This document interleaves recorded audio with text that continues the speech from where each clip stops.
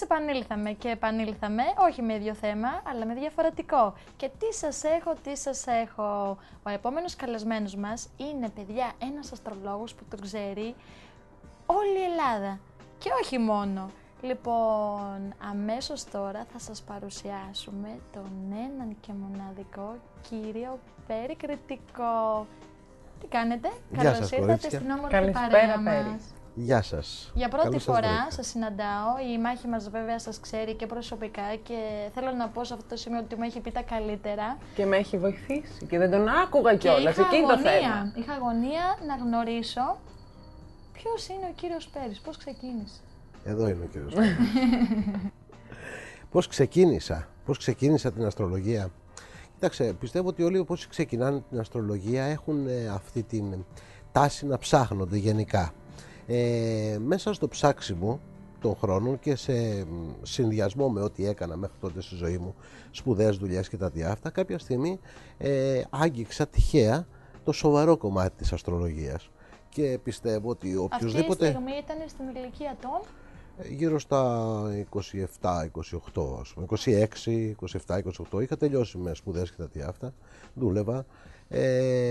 Εκεί πέρα νομίζω ότι οποιοδήποτε άνθρωπος κοιτάξει από τη σοβαρή της μεριά την αστρολογία θα μείνει κιόλας. Δηλαδή δεν είναι δυνατόν ένας άνθρωπος καλοπροαίρετα κοιτάξει το χώρο, αγγίξει το σοβαρό του κομμάτι να μην μείνει, γιατί δεν μπορεί να μην τον πείσει. Εσείς δηλαδή από περιέργεια δεν είχατε αυτό που άλλοι αστρολόγοι λένε? Είχα, βρε παιδί μου, ένα χάρισμα, αισθανόμουν ότι είχα την έκτη αίσθηση, δηλαδή πρόβλεπα κάτι ή αισθανόμουν, δηλαδή το είχα μέσα μου έτσι μια οραματικότητα ότι κάτι θα γίνει. Όλα αυτά δηλαδή που λένε. Όχι, το θέμα της αστρολογίας δεν έχει να κάνει καθόλου με τέτοια χαρίσματα που λέτε. Διαστητικές ικανότητες έχουν όλοι οι άνθρωποι, είτε ανεπτυγμένες είτε όχι, αλλά στο θέμα που έχει να κάνει με την αστρολογία δεν παίζει κανέναν απολύτως ρόλο το αν κάποιος έχει ή δεν έχει αυξημένες διαστητικές ικανότητες. Η αστρολογία είναι μια θετική αλλά και ανθρωπιστική ταυτόχρονα επιστήμη, είναι πολύ ρεαλιστική. Έχει να κάνει με μελέτη. Δεν μπορεί να την κάνει ένας άνθρωπος ο οποίος δεν έχει υψηλές γνώσεις ή γενικές γνώσεις. Μαθηματικές γνώσεις. Μαθηματικές, γεωμετρικές, ψυχολογικές. Είναι συνδυασμένες πολλές διαδικασίες μαζί και γι' αυτό το λόγο και ο κύκλος των αστρολόγων που είναι αστρολόγοι, όχι αυτοί που λένε ότι είναι χωρίς να είναι, ο κύκλος των αστρολόγων τον απαρτίζουν πολύ ελάχιστοι. Όχι, και είναι πάμπολοι αυτοί που λένε ότι η ουσία δεν είναι. Σωστά. Απαρτίζεται από κόσμο ο οποίος ανήκει ούτως ή άλλως στην πανεπιστημιακή κοινότητα, όχι με χαρτιά αστρολογίας τα οποία δυστυχώς δεν είναι πανεπιστημιακά κατοχυρωμένα. Έχουν βγάλει και σχολές, νομίζω, για αστρολόγους, δεν έχουν βγάλει. Σχολές υπάρχουν και στην Ελλάδα και στο εξωτερικό. Αυτές είναι έγκυρες. Υπάρχουν σχολές αστείες και υπάρχουν και σχολές σοβαρές. Σχολές αστείες υπάρχουν παντού. Πώς θα ξεχωρίσει κάποιος που θέλει να ασχοληθεί την αστεία σχολή? Η δύσκολη σχολή είναι δύσκολη, η καλή σχολή είναι δύσκολη. Δηλαδή δεν πηγαίνεις εκεί πέρα, δίνεις 1.000 ευρώ, παίρνεις χαρτί και φεύγεις. Μπράβο, σε αυτό ήθελα να αναφερθώ. Δηλαδή μιλάτε από χρηματικές απολαύσεις? Όχι, δεν έχει να κάνει με αυτό. Δηλαδή, εγώ ας πούμε που κάνω μαθήματα αστρολογίας, εγώ δεν έχω υπογράψει ποτέ σε κανέναν ότι έχει μάθει αστρολογία από μένα. Όταν θα δώσω ένα χαρτί ότι αυτός ο άνθρωπος ξέρει αστρολογία από μένα, θα ξέρει πραγματικά. Αν δεν ξέρει πραγματικά, δεν πρόκειται να το πάρει ποτέ. Όταν λέτε αστρολογία... Δεν με ενδιαφέρει δηλαδή το θέμα. Δεν υπάρχει, πηγαίνεις κάπου. Εγώ θέλω να κάνω κάποια στιγμή μια σχολή, ας πούμε, με τη διαφορά ότι θα έχει ένα στάτους. Το οποίο σημαίνει ότι αν δεν ξέρει κάποιος πραγματικά και επί της ουσίας, δεν πρόκειται να πάρει χαρτί στον αιώνα τον άπαντα. Από εκεί μέσα πληρώνει ή δεν πληρώνει. Γιατί μόνο έτσι κατοχυρώνεις πραγματικά αυτό το οποίο αντιπροσωπεύεις. Δεν είναι αστεία η αστρολογία, είναι σοβαρή. Και είναι πολύ κακό το ότι ο κόσμος όλος αυτός ο οποίος ασχολείται χωρίς να ξέρει, κακό κάνει, καλό δεν κάνει. Και παράλληλα η μη μάθεια είναι χειρότερη από την αμάθεια, και αυτοί οι οποίοι νομίζουν που γνωρίζουν και δεν γνωρίζουν και προσπαθούν να κάνουν προβλέψεις ενώ δεν μπορούν να κάνουν προβλέψεις, ζημιά κάνουν, καλό δεν κάνουν. Ζημιά κάνουν στο επάγγελμά σας, εννοείται. Και στο επάγγελμα και στους ίδιους και στους ανθρώπους οι οποίοι έχουν την ατυχία να τους συμβουλεύονται. Ναι. Έχω γνωρίσει κόσμο, αρκετός κόσμος λέει: εγώ δεν πιστεύω στην αστρολογία, και λέω: παιδιά, εγώ πιστεύω και το ξέρεις. Μάλλον έχουν πέσει κάπου λάθος ή κάθονται και διαβάζουν, ας πούμε, αυτό που είναι το μήνα σε ένα περιοδικό.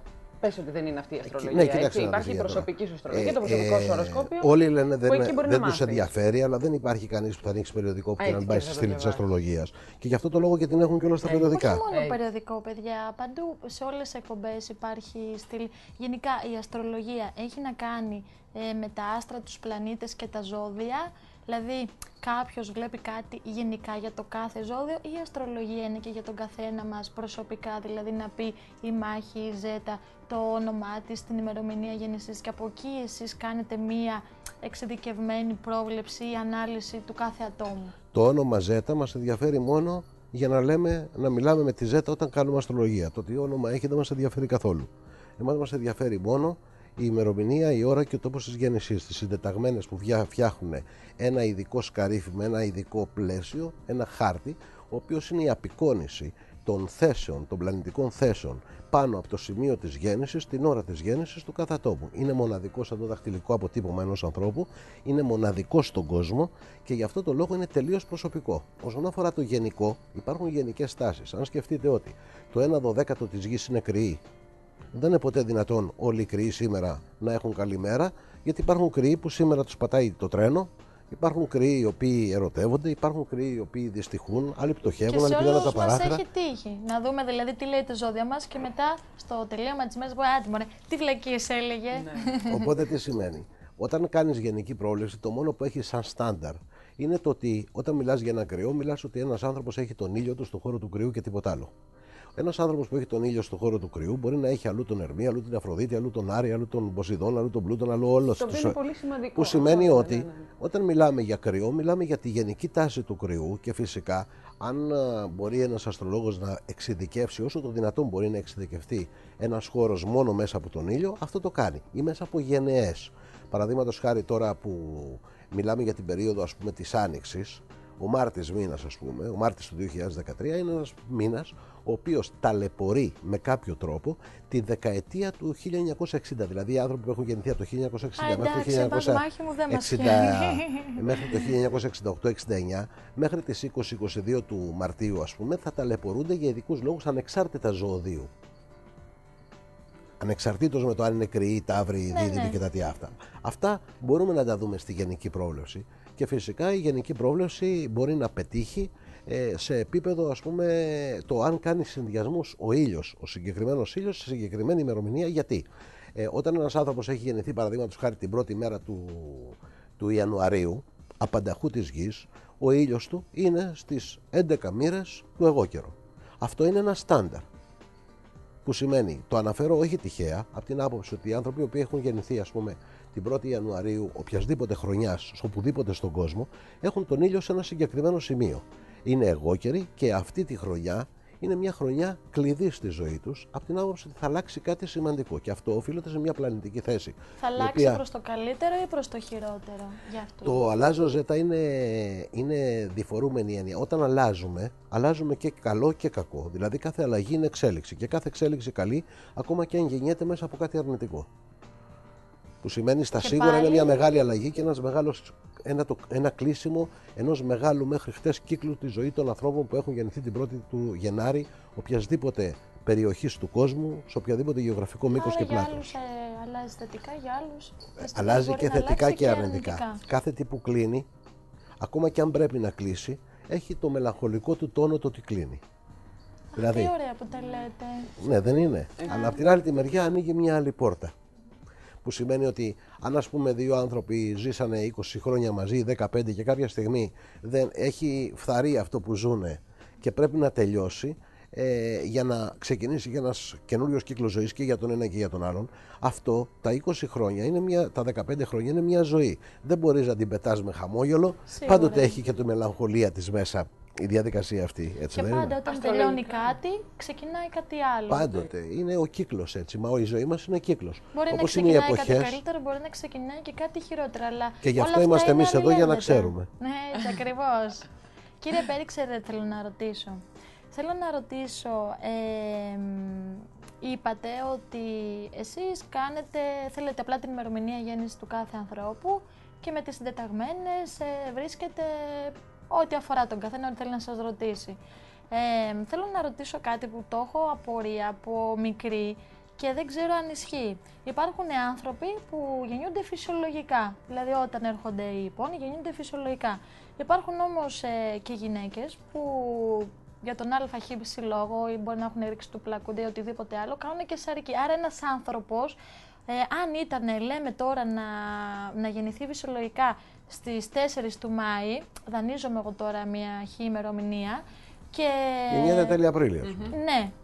Αυτό, δηλαδή, μπορούμε την ημερομηνία που ορίζει ο γιατρός, γιατί έτσι πρέπει να τη λάβουμε υπόψη μας και να πούμε για τον καθένα, κάνω αυτή την πρόβλεψη. Δεν πρέπει δηλαδή ωραία η ερώτηση, εύκολη η γέννηση απάντηση. να είναι φυσιολογική. Θα εξηγήσω.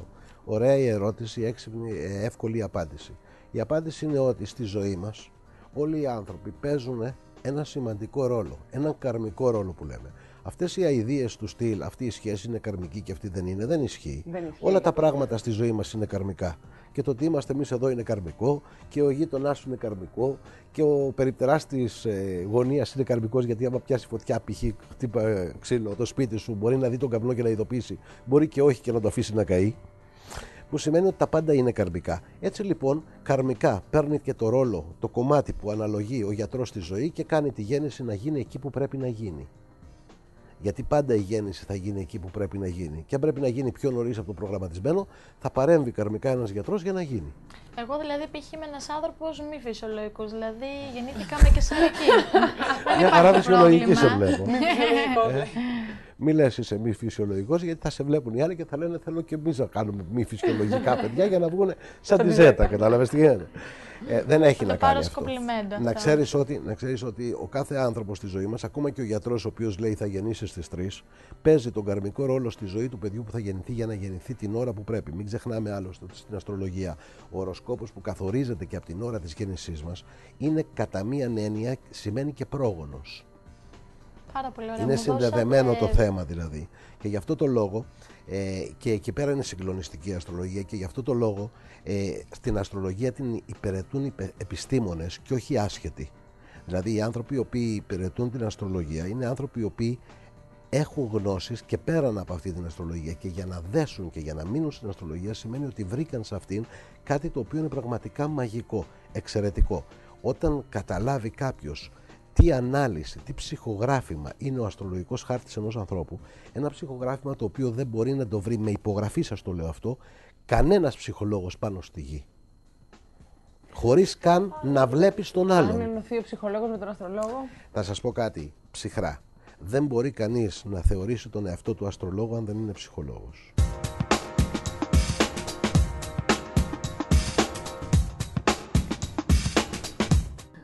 Θέλω να ρωτήσω, είπατε πριν για τον οροσκόπο.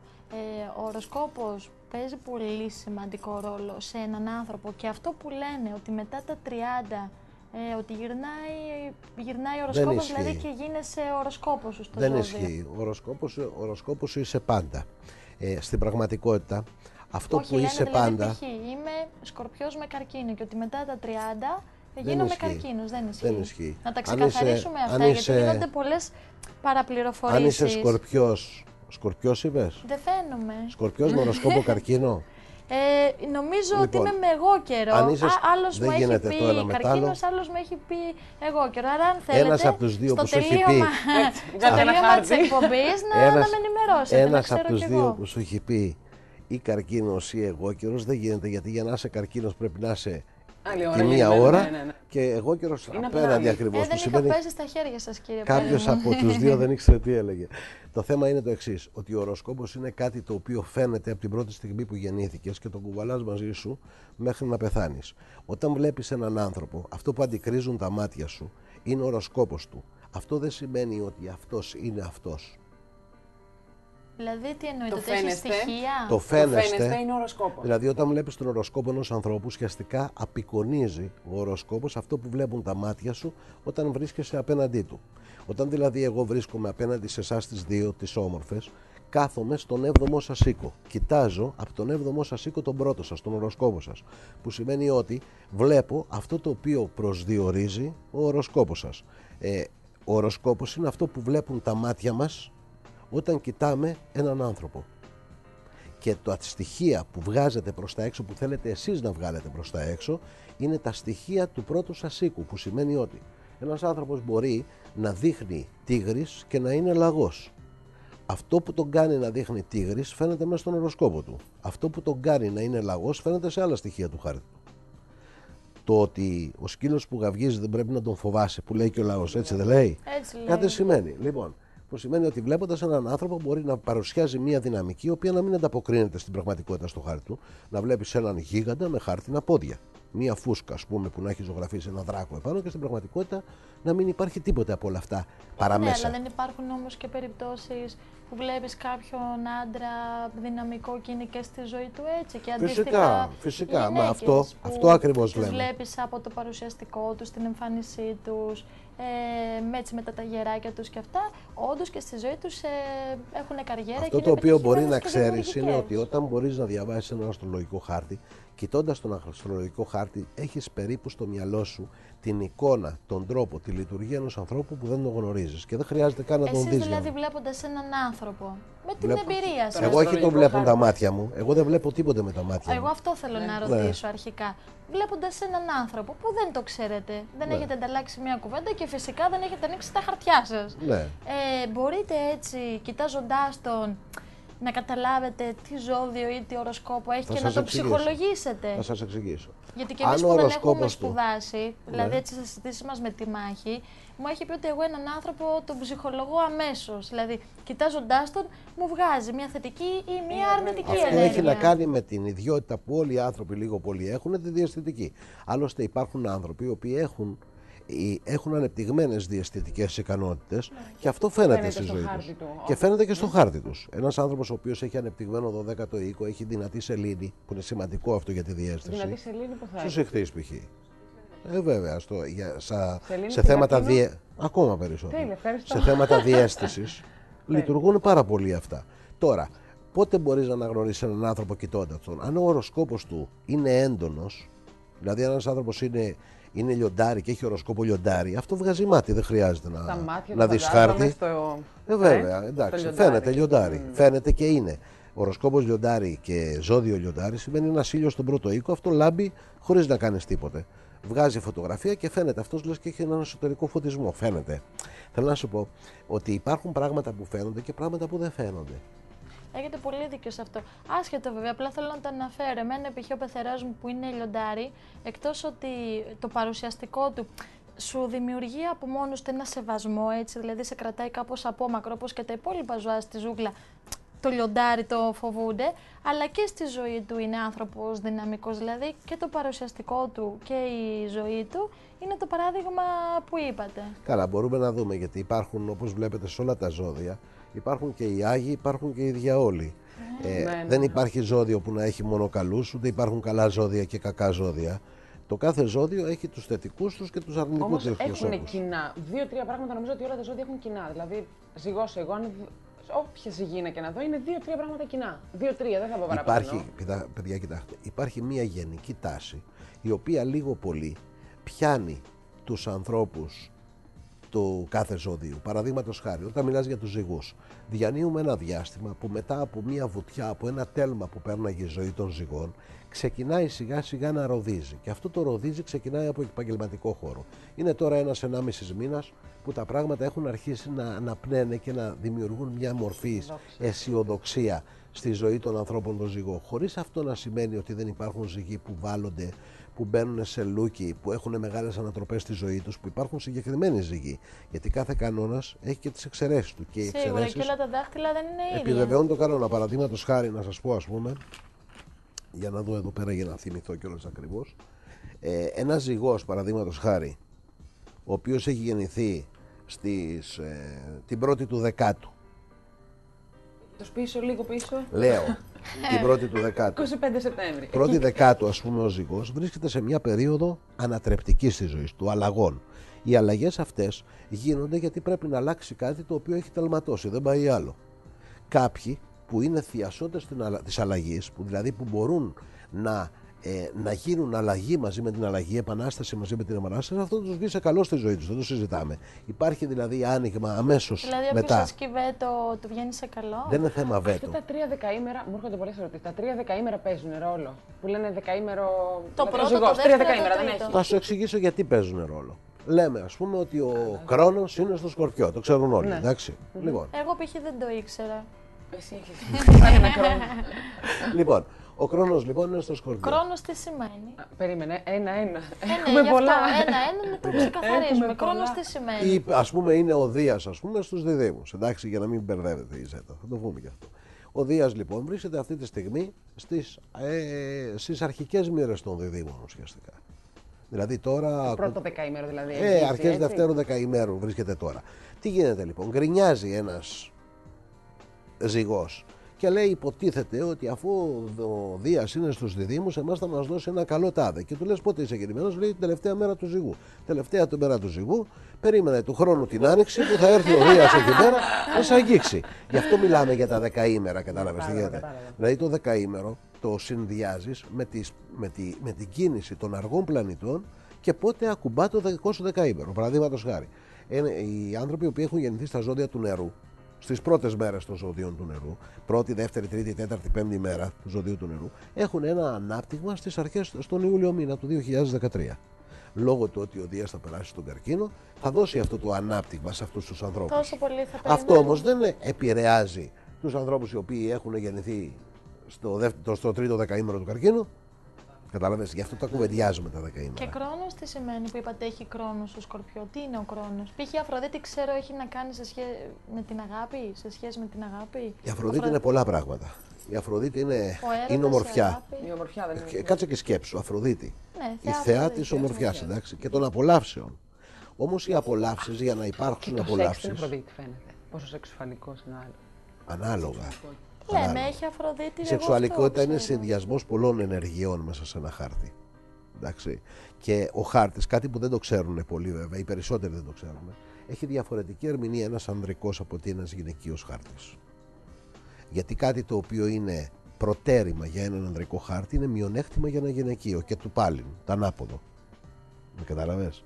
Που σημαίνει ότι δεν μπορούμε να Αυτό είναι και στην μιλήσουμε. καθημερινότητά μας και στη ζωή μας. Δεν μπορούμε να μιλήσουμε το ίδιο για έναν ανδρικό και ένα γυναικείο χάρτη. Είναι διαφορετικά τα δεδομένα. Άρα πρέπει να ξέρετε το φύλλο πέρα τη ημερομηνία.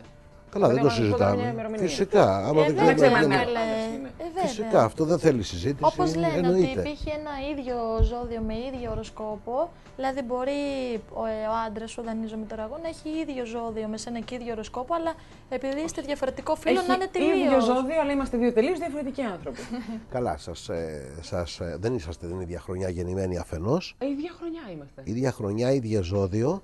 Δεν παίζει ρόλο το Έχουμε φύλλο. τελείως διαφορετικούς όλους τους υπόλοιπους πλανήτες. Είσαστε μακριά στην ημερομηνία. Ναι, εγώ είμαι 25 Σεπτέμβρη, είναι 7 Οκτώβρη. Εντάξει, έχετε διαφορές. Έχουμε μια διαφορά. Μεγάλες διαφορές. Όλοι οι υπόλοιποι πλανήτες όμως είναι τελείως διαφορετικοί. Γι' αυτό το Είστε λόγο στο έχετε. λιοντάρι, εγώ είμαι στο Τα σκορπιό. ετερόνυμα έλκονται, αγάπη. Έχω μου. και ένα παρθένο εκεί στον οροσκόπο και μετά έχει κάνει.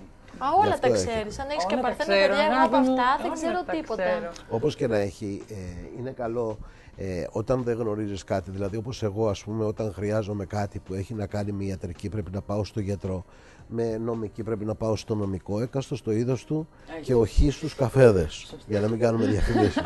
Που σημαίνει ότι το καλό είναι Άμα να μην θέλουν κάνεις διαφήμιση, εδώ πέρα να μην κάνεις είμαστε το γανοματζή άμα δεν είσαι ευπρόσδεκτοι. γανοματζής και να μην κάνεις τον κουρέα άμα δεν είσαι κουρέα, γιατί είναι κρίμα να μαθαίνεις να κουρεύεις στο καημένο το κεφάλι που θα κάτσει να Άρα το κύριε κουρεύσεις. Πέρη, θα είστε σύμφωνος με την παροιμία που λέει πίστευε και μη, κόμμα, ερεύνα. Γιατί πολλοί έχουν μεταφράσει ότι είναι πίστευε και μη, δηλαδή είτε πιστεύεις είτε...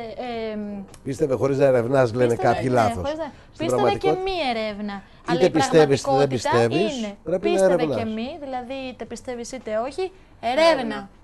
Έτσι, να ερευνάς. Γιατί όταν μαθαίνεις, όταν ψάχνεις, βρίσκεις.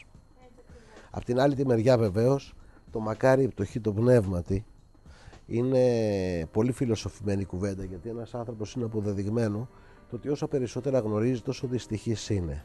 Πολύ σωστό αυτό που λέτε. Πολύ σωστό. Πολύ Πολύ σωστό. σωστό. Έτσι. Κύριε Πέρη, εγώ, μιας που μας είπε η Μάγη για τα δικά της. Εμένα μου τα έχει πει προσωπικά, κουκλίτσα μου, πώς θα ζήσει ο Ναι, όταν ένα ζευγάρι έχει διαφορετικά ζώδια οροσκόπο. Όταν ένα ζευγάρι είναι ίδιο ζώδιο, πρώτα απ' όλα θα πούμε ένα πράγμα. Δεν υπάρχουν τα ζώδια που ταιριάζουν και τα ζώδια που δεν ταιριάζουν. Αυτό είναι ένα μύθευμα. Δεν υπάρχει ο τάδε ταιριάζει με τον τάδε, γιατί εγώ μπορώ να σου φέρω πολλά παραδείγματα. Στην κουβέντα σας που είπατε ότι πολλές φορές όσο μαθαίνεις στεναχωριέσαι. Γιατί εμένα μέχρι τώρα, δηλαδή τα μυαλουδάκια μου πίστευαν άλλα. Ναι. Είναι πολλά. Ναι, είναι έτσι. 1, 2, 3, 4, 5. Σαν πολλά λαχανάκια μαζί. Βρυξελών. Ναι, έτσι. Δεν μπορείς να λες ότι επειδή είσαι, ας πούμε, Ζυγός δεν ταιριάζει με τον ζυγός, ζυγό. δεν ταιριάζει με τον Ταύρο, ας πούμε. Αυτά δεν ισχύουν. Όλα είναι θέματα συνδυασμών. Συνδυασμός. Μα ο συνδυασμός δηλώνει το χαρακτήρα και την προσωπικότητα, και αυτό το οποίο μπορεί να κάνει ένας άνθρωπος μέσα από μια αστρολογική ανάλυση όσον αφορά το κομμάτι των σχέσεων είναι το ότι μπορεί να δει το επίπεδο της σχέσης που μπορείς να αναπτύξεις με έναν άνθρωπο, είτε σε ερωτικό, είτε σε συνεργασιακό, είτε σε φιλικό περιβάλλον. Άρα, παιδιά, πριν παντρευτείτε. Να σας πούμε τα ζώδια. Κάτσε, πριν παντρευτείτε, πάτε στον Πέρη κριτικό. Γιατί μετά είναι αργά. Θα πληρώνετε και διαζύγια. Εγώ το πιστεύω πάρα πολύ. Το θέμα είναι το εξής, άκου. Όταν ένας άνθρωπος έρχεται σε μια ηλικία που είναι 17, 18, 20 χρονών, αυτός ο άνθρωπος δεν έχεις λόγο να του βάζεις αυτά τα γυαλιά που μπορεί να βλέπει, το άσπρο-άσπρο και το μαύρο-μαύρο, γιατί ένας άνθρωπος είναι καλός στη ζωή του να ζήσει και το παραμύθι του, να ζήσει και το ροζ του όνειρο, να φάει και λίγο τα μούτρα του, γιατί έτσι μαθαίνει στη ζωή. Δηλαδή, η αστρολογία μπαίνει μέσα στη ζωή μας από την στιγμή που ο γονιός τον ενδιαφέρει για το παιδί του, γιατί μπορεί να δει την τάση του παιδιού πριν ακόμα μιλήσει το παιδί. Σε όλες τις πτυχές δεν υπάρχει πτυχή στη ζωή μας που δεν μπορεί να παρέμβει η αστρολογία, να στηρίξει και να βοηθήσει και να προβλέψει, και είναι επένδυση η αστρολογία όταν την κάνει σοβαρά ένας άνθρωπος. Μπορεί δηλαδή να προλάβει 1000 πράγματα ή να κάνει σωστά τις κινήσεις του, να το άλλο. Έχετε δει κάτι κακό και να το πείτε? Κακό δηλαδή, θέλω να πω, να δείτε κάποιο θάνατο ή κάποια βαριά αρρώστια ή κάποιο Κοίταξε να σου πω κάτι. Το κακό, και αυτό είναι σχετική έννοια. Τα πάντα, όπως είπαμε, είναι εξέλιξη. Τι πάει να πει κακό?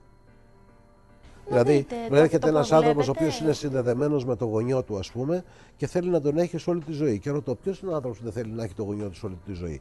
Αλλά οι άνθρωποι δεν είναι χελώνες, είναι άνθρωποι. Οι χελώνες, υπάρχουν χελώνες που ζουν και 400 χρόνια. Οι άνθρωποι δεν ζουν τόσα. Δηλαδή, με μικρές εξαιρέσεις. Ποιο? Να μην ζούμε κι εμείς τόσα. Άντε καλά, εγώ θα βαριέμαι να ζω 400 χρόνια. Είναι σχετική έννοια είναι. Άδικο είναι να ζεις από τη στιγμή που δεν μπορείς να ζεις αξιοπρεπώς και να αντέχεις τον εαυτό σου. Καλά, και για τη χελώνα, παιδιά, άδικο είναι. Γιατί για φανταστείτε εσείς να κουβαλάτε 300 χρόνια ένα ολόκληρο σπίτι πάνω στην πλάτη σου.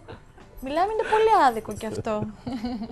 Πάντως, το σίγουρο είναι ότι οι καμπές στη ζωή του ανθρώπου φαίνονται. Όμως τι συμβαίνει? Η ζωή είναι μια εξέλιξη, μια εξελικτική διαδικασία, και ξέρουμε ότι αυτή μας η ζωή είναι αποτέλεσμα ενός προηγούμενου κύκλου και η βάση ενός επόμενου κύκλου. Έτσι το θεωρούμε εμείς. Πριν από αυτή τη ζωή, άλλη ζωή και μετά θάνατο ζωή υπάρχει? Είδες, πολύ δύσκολες ερωτήσεις μου κάνει. Γιατί? Πρώτα απ' όλα να σου εξηγήσω ένα πράγμα. Στην αστρολογία δεν μιλάμε ποτέ με βάση θρησκευτικές δοξασίες. Εμείς μιλάμε πάντοτε με μαθηματικές έννοιες. Αν καταλήγουμε σε ένα συμπέρασμα, σε αυτό το συμπέρασμα. Αυτό δεν είναι απαραίτητα θρησκευτική έννοια. Είναι θρησκευτική, γιατί η θρησκεία δεν πιστεύει ότι υπάρχει προηγούμενη ζωή. Λοιπόν, κάποια θρησκεία πιστεύει και κάποια άλλη πιστεύει. Εμείς όμως αναφερόμαστε πάντοτε σε μαθηματικές έννοιες. Και αν προασπιζόμαστε μια θέση, την προασπιζόμαστε επειδή με μαθηματικές έννοιες οδηγούμαστε σε αυτό το συμπέρασμα. Παραδείγματος χάρη. Αυτό που λέμε, τι τραβάω, τι αμαρτίες πληρώνω, δεν είναι της προηγούμενης ζωής? Τις δικές σου αμαρτίες πληρώνεις. Τις δικές μου αυτές, τι έχω κάνει, ας πούμε, αν είμαι 15 χρονών, 16? Αυτά που έκανες στον περασμένο σου κύκλο. Αυτό εξηγώ. Συγγνώμη, δηλαδή, άλλα παιδάκια που γεννιούνται άρρωστα ή πεθαίνουν από ασιτεία, λειψιδρία. Ο κάθε άνθρωπος έχει ειδική αιτία. Στις αφρικανικές χώρες όλα αυτά, λέει, τι αμαρτία να έχει να... Ο κάθε άνθρωπος έχει ειδική αιτία ύπαρξης σε αυτόν τον κόσμο. Παίζει καρμικούς ρόλους η ζωή του, και για τον εαυτό του και για τους γύρω του. Παραδείγματος χάρη, Από τη στιγμή που δέχεσαι, όπως δέχεται κάθε άνθρωπος ο οποίος πιστεύει σε έναν Θεό, όπως και αν τον ονομάζει αυτό, σε έναν Θεό ο οποίος είναι Θεός δικαίου. Πρόσεξε. Από τη στιγμή που είναι Θεός δικαίου και δέχεσαι ότι είναι Θεός δικαίου, δεν μπορεί ο Θεός του δικαίου να κάνει αδικίες. Κανόνας, έτσι δεν είναι? Που σημαίνει ότι από τη στιγμή που γεννιέται κάτι που στα δικά σου τα μάτια φαντάζει αδικία, σημαίνει ότι από τη στιγμή που είναι δημιούργημα Θεού δικαίου δεν είναι αδικία, είναι δίκαιο. Άρα είναι απονομή δικαιοσύνης. Μάλιστα, κύριε Πέρι, μας είπατε πάρα πολλά πράγματα, αλλά δεν μας φτάνουνε. Και επειδή δεν μας φτάνει και ο χρόνος, θέλω να μας ξαναέρθετε, να μας πείτε έτσι πιο αναλυτικά και πιο ειδικά, έτσι που έχουμε με τη μάχη μας κάποιες απορίες και ερωτήσεις. Μου φαίνεται θα σας έχουμε εδώ πέρα πάρα πολύ συχνά μαζί μας, γιατί είναι τόσες οι απορίες μας, αλλά επειδή δεν απορούμε μόνο εμείς αλλά και ο κόσμος, έχετε κάποιο Facebook, κάποιο site που σας βρίσκουμε? Το site είναι το astrogr, μία λέξη, astrogr.com. Είναι αρκετά ενημερωμένο, είναι πολύ ωραίο. Ναι, είναι αρκετά πλούσιο. Για κόσμο που δεν ξέρει αστρολογία, έχω μπει και βλέπω ότι μαθαίνει. Κύριε Πέρι, ευχαριστούμε πάρα πολύ που ήσασταν εδώ κοντά μας και μας ενημερώσατε και εύχομαι να σας ξαναδούμε σύντομα. Να είστε καλά.